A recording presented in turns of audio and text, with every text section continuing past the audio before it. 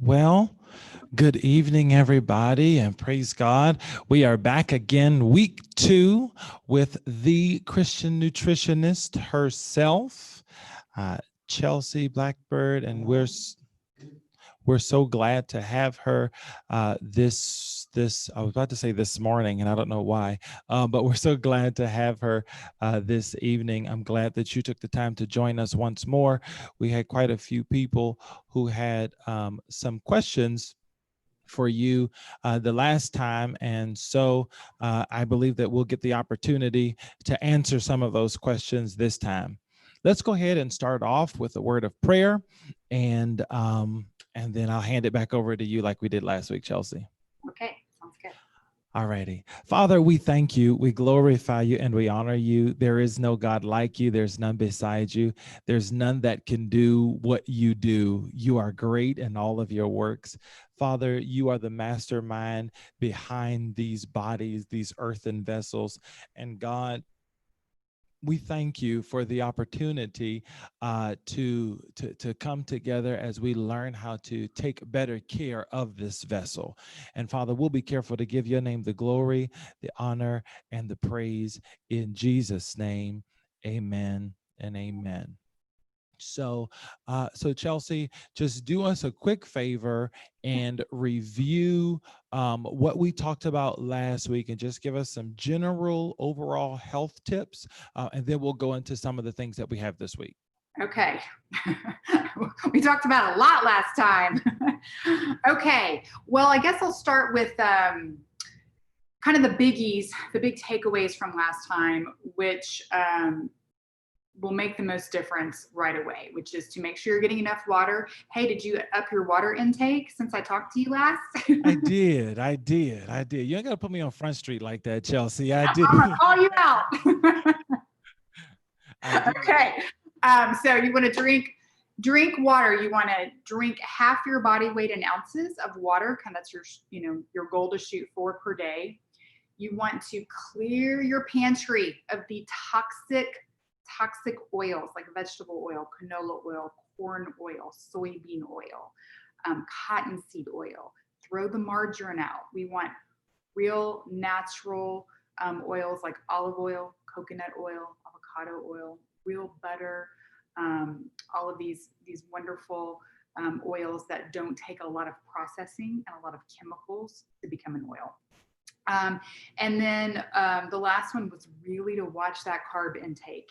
You want to keep it, strive to keep it under about 100 grams on most days. Doesn't have to be every single day, but most days you want to keep that carb count low. And also always just focusing on real food the way God made it. The more that you're focusing on foods that God made in nature, Genesis 1:29, eat plants, Genesis 9:3, eat meat, proteins, vegetables, fruits, you're going to be good to go. Cool beans. You did actually a very good job of doing a quick recap and summary of last week. I'm actually impressed.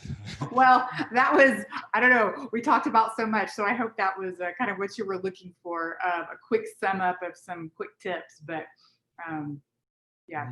No, you did absolutely great. So I know that last week while we were talking, there were some questions that were coming in.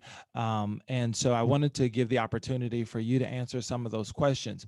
I know one of the questions that was asked was, talk to us about the relationship between, or what foods help us to fight arthritis. Okay. Well, the first thing you have to think about is when it comes to arthritis or really any problem in the body is inflammation.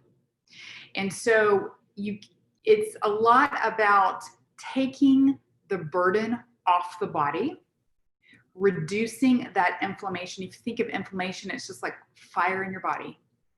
And whatever your genetic predisposition is, I think we talked about this last week, it's going to, whatever your genetic weak link is where that fire is going to show up for you. And so for people that may have a genetic predisposition to arthritis, whether they do or not, but that's how inflammation is showing up in your body, you want to tamp down the inflammation to start with. And so generally speaking, the things that we've already talked about, not too much sugar. Sugar's like a little gasoline on inflammation fire.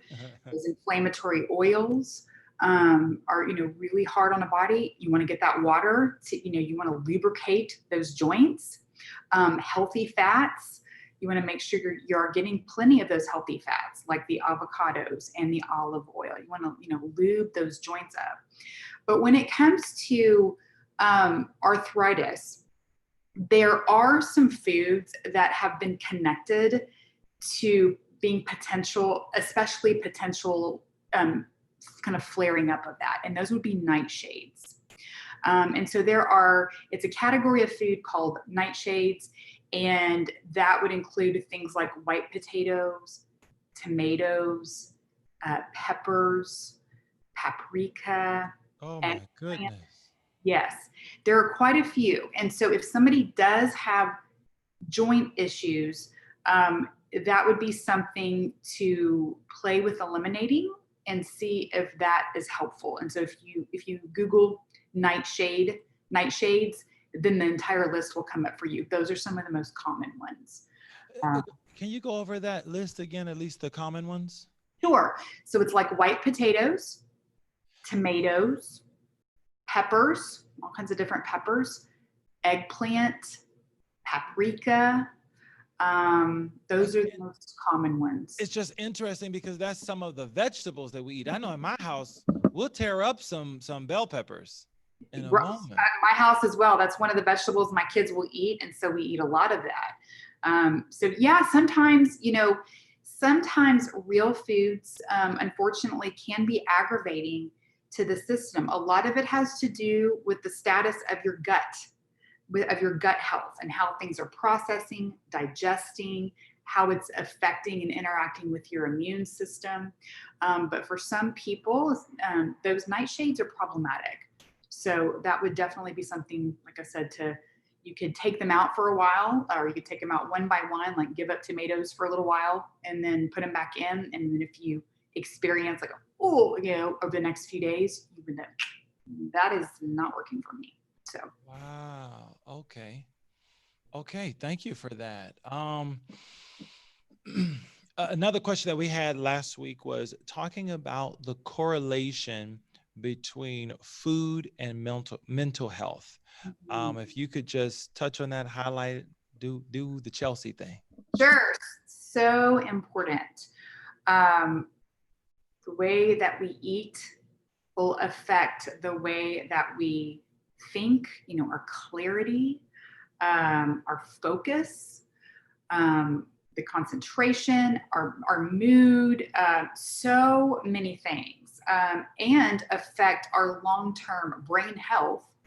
And so, yeah, food is critical. Again, I don't want to sound like a broken record, but as I talked about last week, the body is a holistic system, right? So it's not just like, well, the brain is just going to only need one thing. It's like we got to tamp down the overall inflammation, focus on, giving our brain power with real food the way God made it. But some specific things to think about when it comes to the brain is that the brain is made up of a lot of water. And so if you're dehydrated, that's problematic. The brain is also our fattiest organ in our body. And so the brain really needs good, healthy fats. I just don't want people to be afraid of eating healthy fat. It is so important for so many functions of the body. And one of those is the brain. And so the brain can use both sugar and fat as energy. Thinking energy, our brains use a lot of energy. And so both glucose and fatty acids can be used for the brain. Too much sugar is going to make your brain just, very more confused, more foggy. And so again, you want to be careful with that. But I would be definitely, adding some olive oil and olives and avocados. Also protein, incredibly important for the brain.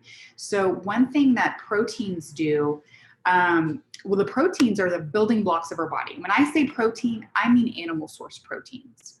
Okay. Because you can get proteins from plant foods, but you have to eat 25 cups of broccoli to get the protein that you would get in like a piece of fish or steak or something like that. Therein lies the issue. Right? And your family is not going to want to be around you if you had 25 cups of broccoli. Okay? Okay. That's true. And so protein is really important. And, the cleaner it is, the better. We talked about that last week. But the proteins are the building blocks of our body. They have these amino acids. Amino acids end up helping to make our neurotransmitters, all of these feel-good chemicals in our body, our serotonin and our dopamine and all of these things that really help to moderate our moods, to make us feel good, make us feel confident and not nervous and anxious. And so when people come to me and they're dealing with anxiety or depression, one of the first things I want to know is, are you eating enough protein? And then number two, is your body as an engine breaking it down and being able to use it appropriately to break it down into those amino acids and get everywhere it needs to go so it can make those true neurotransmitters. So okay. Can you elaborate more on that, on both of those 2 points that you hit? The first thing is, in your opinion, what's the recommended amount of protein that we should be intaking at least a day? Okay. So I say protein, you want to make up 20 to 30% of your food in a day. That's going to vary from person to person. Okay. Depending on weight and your caloric intake and that kind of thing. The RDA, the recommended daily amount of protein, again, it varies from, men, women, all that kind of thing. It's fairly low. It's maybe 50, I don't even know if it's 50 grams exactly. That is the very low end. Like, you don't want to get below that. That's not an optimal level. That's like, don't go below this. Okay. More optimal level would be closer to 70, 90. I mean, it can get pretty high, again, depending on your weight and your height and your how much you need, but 20 to 30% of your food should be protein. And that you have to really concentrate on that, on getting protein, because a lot of people are protein deficient, especially women. And that's problematic. As you start aging, you will have, your muscle will break down, and muscle is the organ of longevity.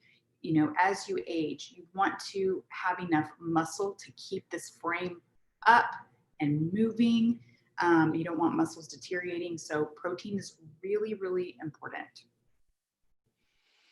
And what are some key indicators that tell you whether your body is processing that protein? That was the second point that you brought up. What are some key indicators to tell you whether your body is processing it appropriately and it's distributing out all of the amino acids and everything else that you mentioned? What are those indicators? Well, you'll know if you're not, in general, we want to be digesting food well. And the way that you know that you're not is if you have some of they're common, but they're not normal. We take some of these things like being kind of burpy or gassy or heartburn or bloating or bathroom issues. I did think I told you last time, I do have my middle name is TMI. So we get into all this stuff. Oh, good. But so all of those would be indicators that your body is not being able to break down food appropriately. And so that is something, that's like number one thing that I work with a lot of people on, is just optimizing that. And I can give you a few, just some things that people don't even think about in the ability to break down and process food. One is that your body has to be in a parasympathetic state, which is kind of a fancy term that means relaxed. I was about to say, you use a really big word there. Okay. and I can't remember if we talked about this last time, but your body has to be in a parasympathetic state. So we've got kind of rest and digest mode, and then we've got kind of our fight or flight mode, more of that stressed out, on the go, moving around. The body cannot break down food when you're on the go, stressed out, in a hurry, standing and eating. Your body is not in the right frame of mind, so to speak. When it's in that parasympathetic state, it releases all kinds of compounds like gastric juices and enzymes and all these things that start being released. But if you're go, go, go, go, go, and your body's not in that mode, it doesn't release those compounds, and it can't break down the food. Our stomachs don't have teeth, right? Our stomachs have stomach acid and gastric juices and all of these things that help break down the food. And so you'll miss all that signaling if you're not in a parasympathetic state and that relaxed. Also, chewing. I mean, it sounds like old grandma advice, but it is the truth. Your you start breaking down your food in your mouth, and some people are just like chew a couple times and woof it down, and we're eating too fast. And so that making sure you're chewing really well really helps signal the body to release some of those compounds, and also just helps pre-digest it. So those are a few things that you can do right away. And I always think, when we sit down to eat, if you just take a deep breath and then just thank God for your food, that automatically will bring you into that grateful, more parasympathetic, relaxed state. So it's just a really, really great thing to do. Okay. All right. It's funny when you were talking about that, you reminded me of something that my sister's doctor had told her some couple years ago. They told her to take, whenever you eat something, chew your food 30 times. Yeah, that's great. That's great. It's a lot. It's like, Exactly.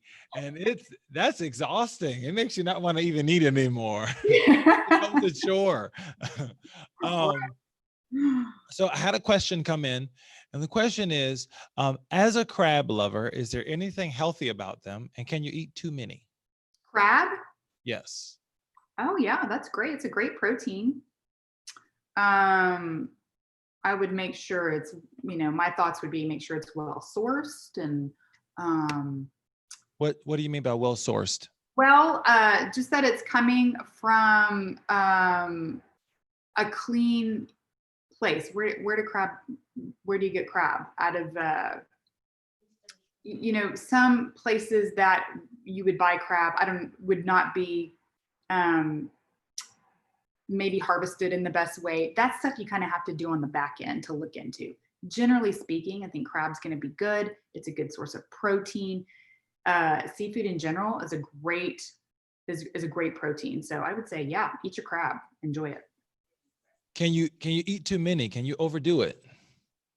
Well, I've never had that question before. Welcome to RSC, because these are some seafood eaters, okay? Oh yeah, you guys. And we are in Maryland.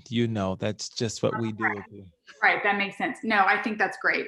And that's a good, I'm glad you brought that up, because, where we are regionally, of course, it's going to make a lot of sense for you to be seafood eaters. That is what God has provided in your region. And so that, that's what you would gravitate toward. That's what's available, and fresh seafood is wonderful. And so some people can be allergic to shellfish. It is a top allergen, but as long as somebody is feeling okay with it, I think you're fine. I think your belly will tell you if you're going to overdo it, or if you have a sensitivity to it, you'll break out in hives or something like that. Okay. And part of the reason why I asked somebody else asked that, but the reason why it interests me is because I was told, don't eat too much seafood because of the mercury that's in it, and it can have a negative impact on your body. Right. I mean, certain foods are definitely higher in mercury.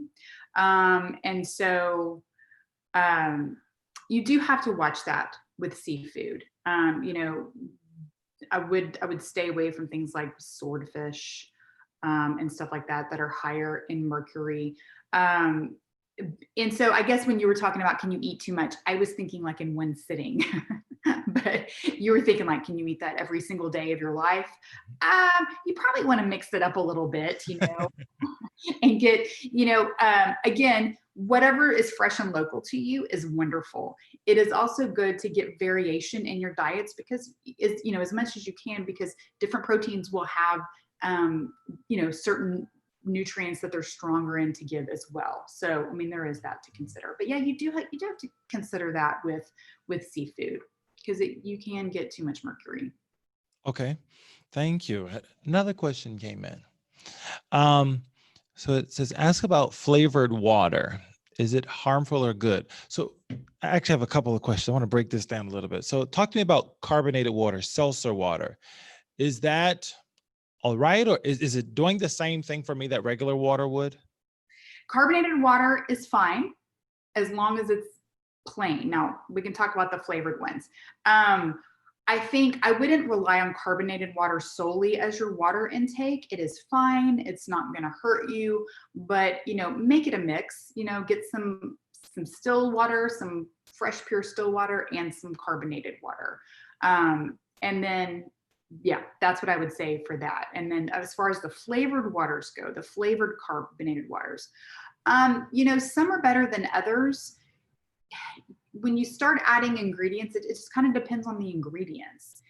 Anytime we see the word natural flavors as an ingredient, that is a catch-all. It's kind of an umbrella term that can house 300 different kinds of chemicals and flavorings that they could use. So that's always a little bit sketchy. You want to be careful with natural flavors because sometimes they're using chemically things that are not good for you. And so if you were having flavored water, like, all the time thinking it's great for you, but you're ingesting all of these natural flavors, they're not natural flavors, then that would not be healthy for you. And some have added sugar, some have fake sugars like sucralose. And, with artificial sweeteners like that, you think you're doing better, but that's not necessarily the case. Things like Sweet and Low or Equal or Splenda, those are not healthy alternatives for sugar. Something better would be like a stevia or a monk fruit or something like that as a sweetener in a drink like that. Okay. Is that too much information? No. That was good. I didn't know that, especially about like Splenda, because Splenda's a top one that I know. I know personally a lot of people who use that one. I Yeah. didn't know that. I do have a question for you from the last conversation that we had. You talked about things, food that have dyes and different colors in the food. Talk to me about that. What's wrong with that? What is it doing to me? And do I need to read the labels to see, okay, does this have, yellow 55 in it or whatever? Exactly. Talk about brain health. You want to make your brain go cuckoo, eat dyes. It's like killing brain cells. So those are really problematic. Yes, anytime you'll see the dyes, they put dyes in the weirdest things like gum and marshmallows. Like marshmallows are white and there's like blue dye in marshmallows. I know that's random, but you start flipping over and looking at ingredients, you're like, why would they even need to put a dye in here? Like, this is ridiculous, And so a lot of things have dye in them. And on one level, it's a chemical that your liver's like, what? Why'd you do that? We talked about kind of that overload of chemicals that you put on your body. You can ingest it and your body will have to deal with it, but just because you can eat it and you may not immediately feel something like, a stomach ache or something like that, it does not mean it's not harming your body. It is very burdensome to your liver. And the more your liver is burdened throughout the day, the more it cannot detoxify, which is going to create a sluggishness that will affect your overall health. The dyes are terrible for the brain. It's just my heart with like these kids, kids eating all these these foods with dye. And, a lot of kids that are diagnosed with ADD or ADHD, I do believe there's a true issue there for some people. For a lot of people, I truly think it's a matter of blood sugar dysregulation, those kind of peaks and crashes of blood sugar, and also all these chemicals that is just making the brain just like, ooh, and when you take that stuff out of the diet, and the brain can kind of settle, and your blood sugar is nice and steady, and kids can focus, and their bodies are processing well, and they're detoxifying well. I mean, that it can be a game changer. So yeah, those dyes are just, one of the things that are really hard on our bodies. So can you give me some examples, because I'm a parent and that concerns me. So give me some examples of the top foods that that have those dyes in it or that are bad for kids, and then give me some of the top examples that you might use for your kids. Okay. Oh my gosh, the top 5 foods that would have dyes. I mean, just beyond candy. I mean, that's an obvious one. A lot of drinks have dyes, so they might be having. I would say that's probably a big source. They would be finding them in candy. So many packaged foods, like Cheetos, so many chips and things like that, snacky foods, even some granola bars, that you think, oh, this is healthy. Not all granola bars are healthy. You flip one over and it's got yellow dye and you're like, well, now why is that necessary? And so that you just really have to be careful with that. It's in a lot of things. It's very, very common. And so you want to minimize that as much as possible. Now, as far as what I do with my kids, so what do you mean? Like, what do they normally eat, or what do you? Yeah. What are some of the common foods that you feed to your children? Okay. Like over a day's time, I'll just kind of share. Yes. Okay. So I really try, these are kind of the strategies that I take with my kids. We eat breakfast, at home. I make breakfast before they go to school. We try to get eggs in 3 to 4 days a week. Eggs are one of the top just foods from a nutrition standpoint. Great brain food. And so we will do that several times a week. I always start a Monday out with eggs. Every Monday we have eggs. Like, going to school, brain's going to be on. And so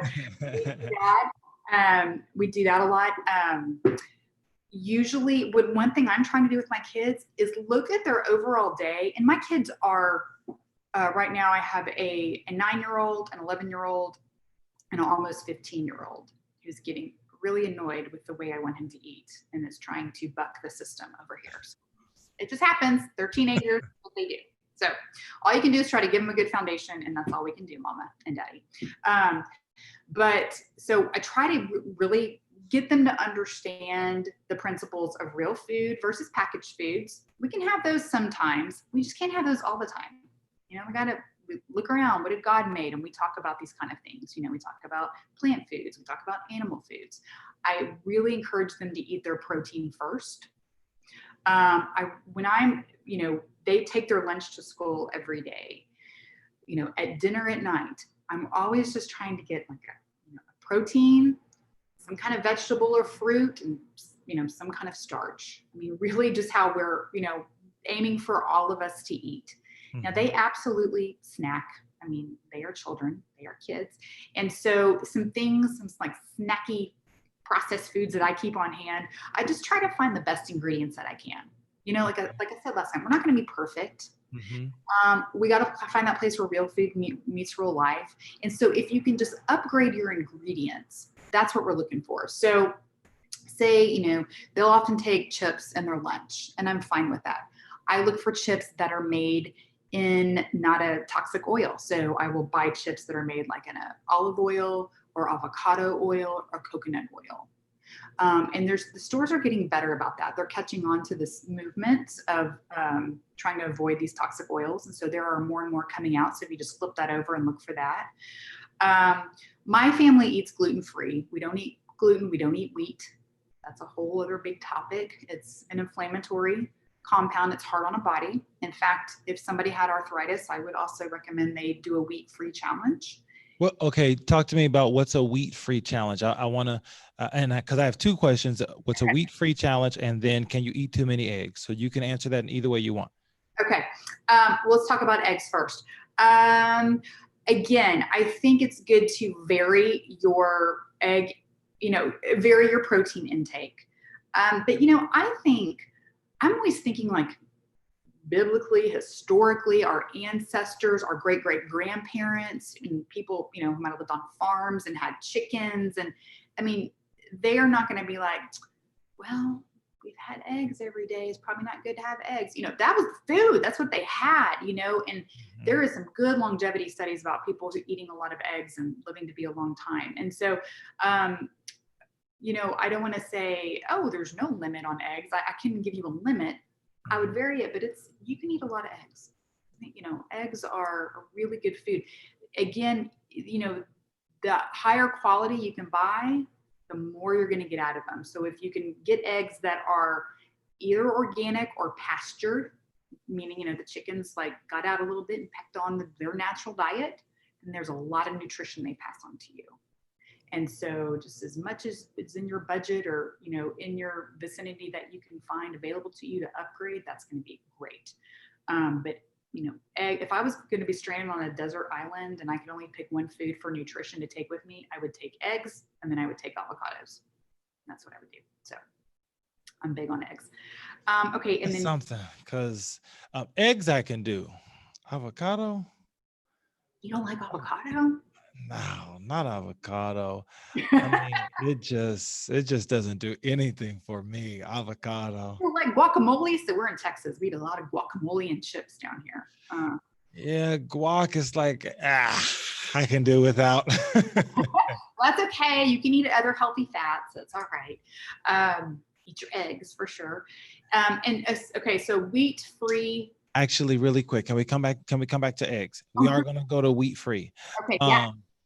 So one question about eggs. What about duck eggs? Oh yeah, duck eggs. Sure. That'd be great. Okay, I've never heard of duck eggs, but Yeah, people are smarter than I am. kind of eggs. Again, you want to, the more you know about the sourcing, like if it's right off a farm and those ducks are, got to forage on what they normally eat, that's always going to be better, and as opposed to a big factory type farm that's just, got animals that are caged in and they're feeding them a bunch of corn and soy. But with duck eggs, there's a better chance because they're not as common. So yeah, that's great. Duck eggs will be awesome. And really quickly, a moment ago, you were talking about the organic and everything like that. Do you trust the labels? I do. I mean, we have to do the best we can. Now, last time, this is not about eggs, but I was thinking about this earlier, and I can't remember if I think I did, told y'all you can go to the EWG to find out the Dirty Dozen and the Clean 15. Did we talk about that? No, we didn't. Okay, so I know we're going all over the place, but there's so much to talk about, right? Right. We'll get to wheat. Okay, so there is a website called the EWG, the Environmental Working Group. And every year it comes out with a list of the Dirty Dozen, which are the dirtiest like vegetables and fruits. And then it comes out with a list of Clean 15, the cleaner, the ones that are more clean. And so, when it comes to organic, this is what made me think of it. These things can get expensive, and I know that. And so you don't have to buy everything organic. But if you look at that Dirty Dozen list, then that's what you really want to focus on buying organic. And there's, typically like apples are on there. My kids eat a ton of apples. And so that is one that I'm going to buy organic because they eat them so much that I don't want to, that'd be like daily pesticides they're eating. Strawberries are on there. And it varies from year to year. A lot of the times they show up regularly, but that's a great thing to do so that you kind of have a focus. Okay, these are the things we buy organic. These things we don't have to worry about. That can be helpful when you're shopping. Okay, no, that's actually really good. And you said that's EWG? EWG. Mm-hmm. Okay, I definitely will go in there because my son tears into some fruit. Yeah. And so whether it's grapes, strawberries, whatever it is, he tears into some fruits.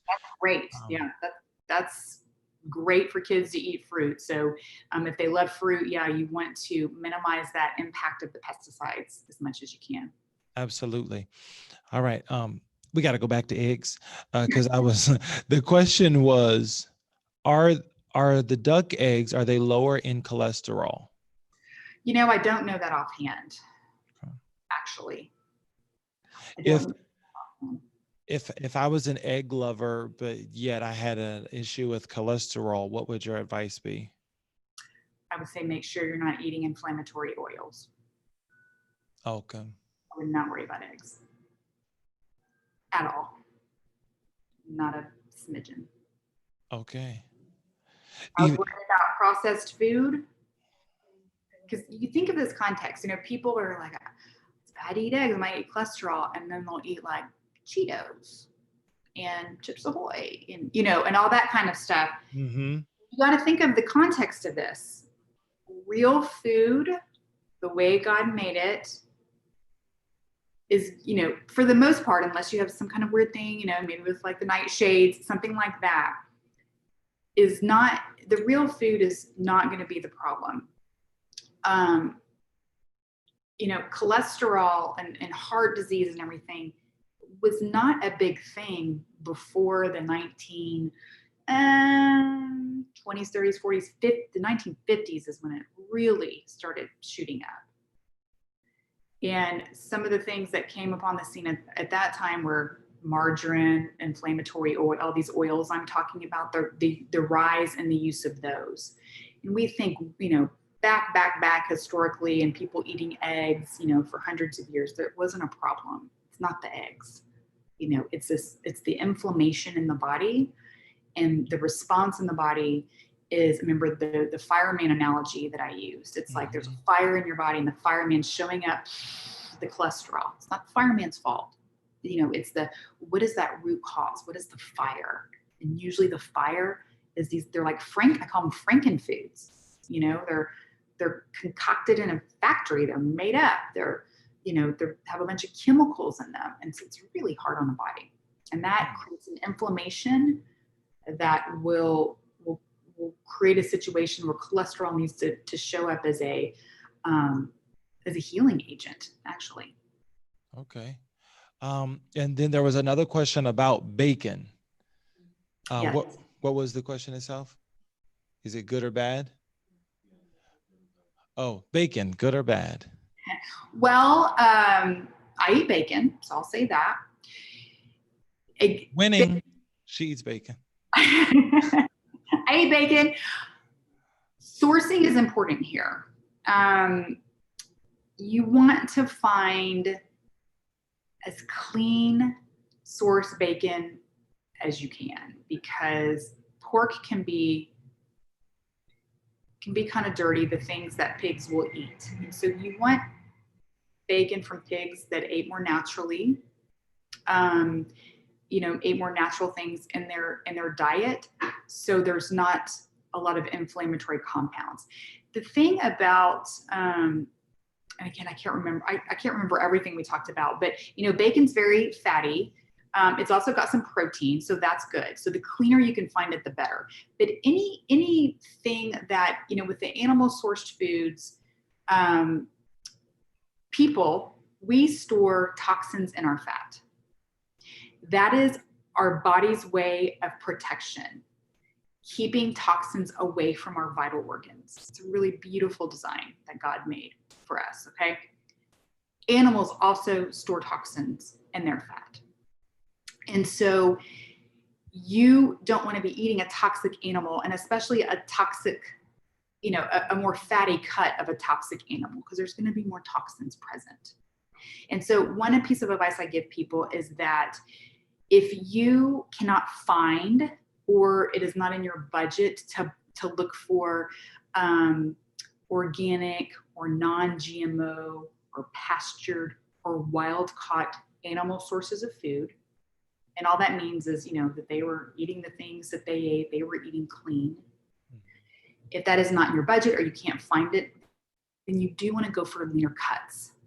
Okay, because if it's a more conventionally raised animal and they're going to have more toxins, you want a leaner cut. You don't want a fattier cut where there's the possibility of getting more toxins that might have been stored in their fat. Does that make sense? It does. It does. Okay. Do you still see those same labels on bacon? I will say it is hard to find a clean bacon.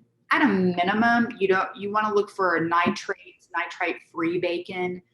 But if you can find organic bacon or like a non-GMO bacon, which would mean that pigs were not fed like corn and soy, which are genetically modified. I know we did talk about that last time.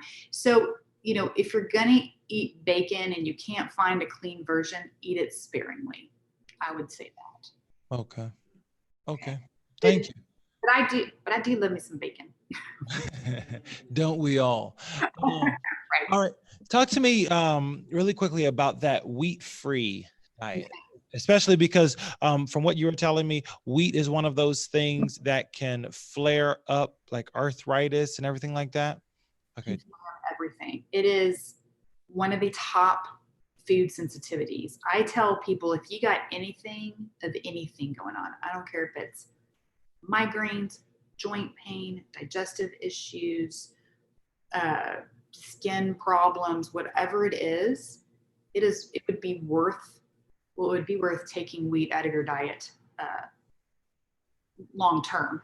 But doing a wheat-free challenge to see what you notice. I find a lot of people take wheat out of their diet for 2 weeks to a month, and then they might put it back in. You kind of don't realize how bad you feel until you take something like that out, and then you put it back in. You're like, oh man, it is one of the first. If you really want some information on this and you're a reader, read Wheat Belly. And you're considering doing a wheat-free challenge, you need some motivation. That's a great book. The thing about wheat is it's not, it's touted as this whole healthy grain. Problem is it's not like Moses's wheat. It's not the wheat Moses ate. It's not even the wheat like our great grandma ate. The wheat plant has changed over the last 50 to 70 years. It used to be like the amber waves of grain. Now it's this short dwarfed wheat. They've changed it, hybridized it. And what happened as they've made these changes over the years is there's different compounds in it now. They're the changes that don't really jive with our bodies now. And sadly, they didn't really do any testing on people at that time when they did all these changes to the wheat plant to be like, is this going to be okay for the body? But it is systemically inflammatory. So again, like I said, whatever you got going on, it's your head, your joints, your skin, your stomach, whatever it is, wherever you're predisposed to be inflamed, it's going to inflame you there. And so it's one of the biggest things I recommend to people is to do a wheat-free challenge and see how you feel. What are some of your top wheat-free food items that you eat? Well, I'm things that would be wheat-free, like anything, but it's hard like real food doesn't have wheat, but you can have things like potatoes, corn products don't have wheat, although you got to be careful with that. You want to have non-GMO corn products. So there are things that are made with alternative flours, gluten-free bread, would be wheat-free. It's very common. So many people have discovered that eating wheat doesn't really work for them and that doesn't make them feel good. And so it's a lot easier to find wheat-free, gluten-free items now. And so, if you're looking for alternatives to, for what you're eating, but, again, I would just want to warn people, because a lot of people are like, okay, I'll go gluten-free or wheat-free. And then they're like, okay, so they still keep eating a bunch of bread or cookies or whatever it is. And it's, doesn't have wheat in it, but it's still got a lot of sugar, or, it's too carby or whatever. So you got to still keep all these other things in mind. But wheat it can be very problematic. The last thing I want to ask you is if I'm oftentimes on the go, what are some quick meals that you feed your house with that are good? Because a lot of times quick stuff is bad for you. Right. Right. The more convenient it is, the often the worse it is for you. I try to. Are you mean like eating at home or eating if you're out, or like what do you mean? I was talking about at home, but I guess you can give like your top one or two places if you're going to eat out, or things to eat if you're going to eat out. Yeah. But you can give me the home first. Okay. At home, quick meals. We would do something like a really quick meal would be to pick up like a rotisserie chicken at your grocery store. And the bagged vegetables that you can steam in the microwave, is that ideal? No. Does it get you to eat some vegetables quickly? Yes. That's like 5 minutes, like chicken, vegetables, put some potatoes in there with it. That's just a very simple protein, starch, vegetable. That's really what I'm trying to do. We'll do a lot of things like in a crock pot or an instant pot, which is a pressure cooker. Lots of stews and soups and things like that. I often will do, have ground meat, like just cook up a bunch of ground meat, and have that ready. And we can do tacos, or we could do spaghetti. And so we eat stuff like that, but I'm just buying like quality taco shells, non-GMO corn taco shells or wheat-free spaghetti, something like that. And you can make, if you have some meat already made up, you can do that in 10 minutes. Yeah. Do something like that. And so it's just a matter of, really trying to think ahead, plan ahead. My husband likes to grill a lot. And so we don't ever grill unless we're grilling extra. And I'll make a lot of things extra so we can have leftovers. Like we're not going to just make 5 hamburgers for our family. We're going to make like 10 or 15. And Smart. then my kids are going to take that to school, or we're going to have it for another meal, something like that. So it's always cooking extra, trying to cook ahead. I make, a lot of times I will make egg muffins, which are basically sometimes I'll put bacon and cheese in a little muffin tin cup and pour some scrambled egg over it and bake them in the oven. And there's just like the little egg muffins. They're so good for on the go. And my kids will eat them, put different things in them. So that's one of our go-to, breakfasts that we have. That's kind of easy and you can pop out of the fridge really easily. I'm trying to think what else. Fish is something, you can make in less than 10 minutes. That's true. A lot of, people, one of the best things that you can do for your health and your family is to cook. And so many people have gotten away from that, but you have such quality control when you're cooking for yourself and your family. You're going to use better ingredients. So the more that you're cooking at home and having that quality control, and it doesn't have to be fancy and it doesn't have to change all the time. And we have kind of our regular things that we eat. We have hamburgers every week. We usually have some kind of Taco Tuesday every week. It might be fish tacos. It might be regular tacos. We'll have pizza almost every Friday. We have gluten-free pizza, so we like regular people, but it's just a matter of upgrading those ingredients so they're not so inflammatory. Cool. Well, thank you for that. Also, I know that you have a program that's from Feast to Fast. So talk to us a little bit about that right before we close. Okay. So I have a great program. It's called Feast to Fast. And what I found was that when I was working with people, I don't take one-on-one clients anymore right now. But when I did, what I found was that I was telling them all these kind of same things over and over. Keep your carbs lower. You gotta, get the junky foods out, and you had to have real food most of the time. And then you can bring in some of the stuff that's not so great some of the time. And so, I was always giving the same advice over and over. So finally, I put together something so I could teach a lot of people at once, because I have a desire in my heart to reach a lot of people with better health and the good news of better health and real food the way God made it. So I have a group program and it's called Feast to Fast. And I run it about 5 times a year and it's a month long. And we run it all online. And so, and it involves this keeping the carbs in that range. It's teaching you how to eat real food, but also that place where real food meets real life so that you can learn how to eat in a sustainable real life way, where if you want to have pizza, you want to have a taco, you can do that too. And you figure out how to make it work for you. And so I teach that. And we just do it all together in a group. So normally I have groups that do that, but I thought what we could possibly do if you have enough people interested is that I could do a special Feast to Fast group just for members of your church. And then if we had enough people interested that we could have our own Facebook group and do it together. And so that's what I thought would be, would be a great idea to put these things into practice.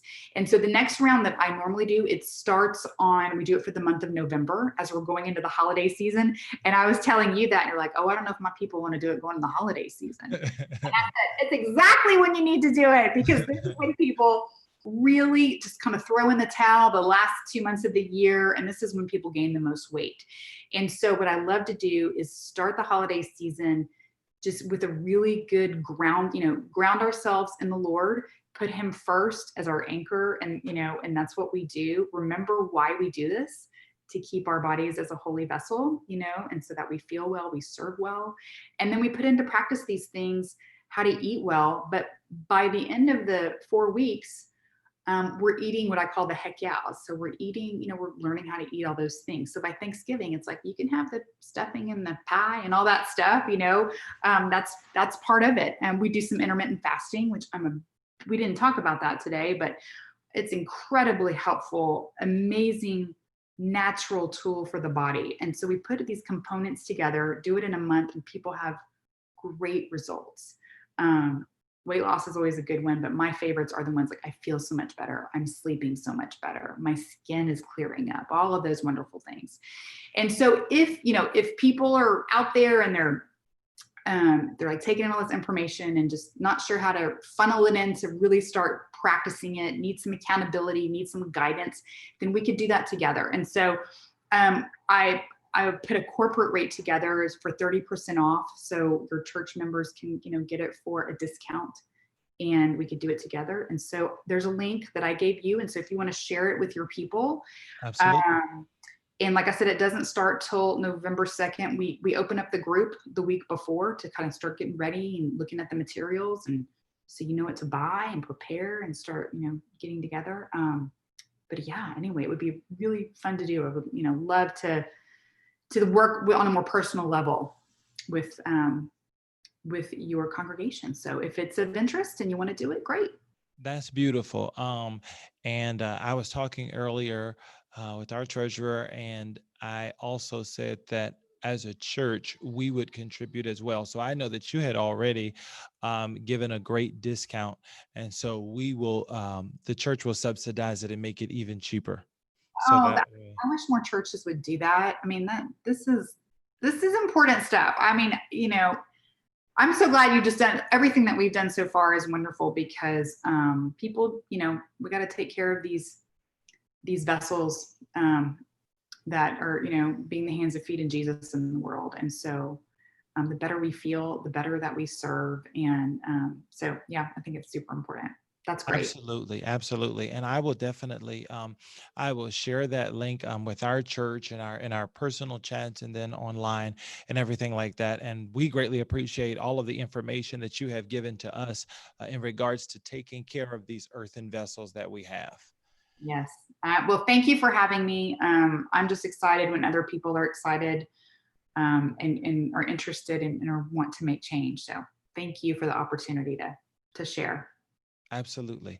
And so I guess we'll close out tonight with a quick word of prayer, and then release everybody to go have a great night. All right. God, we thank you We glorify you and we honor you because, God, you have, not all of us have the knowledge of how to do certain things, but God, we're so grateful that you have equipped us individually to have strengths. And those of us who don't have those strengths, we can lean on the person with that strength. And God, I'm so appreciative and I'm grateful that tonight you allowed Chelsea to come on with us and share more of that information of how to take care of this earthen vessel. Father, our prayer tonight is that you would allow us to not just hear what she said to us for the past 2 weeks, but also put it into practice, Lord. And God, we'll be careful to give your name the glory. We'll give you the honor and we will give you the praise. In Jesus' name, amen and amen. Once again, Chelsea, thank you for all of the information that you provided. Pleasure. Y'all have a wonderful evening. You too. Okay, bye-bye. Bye-bye.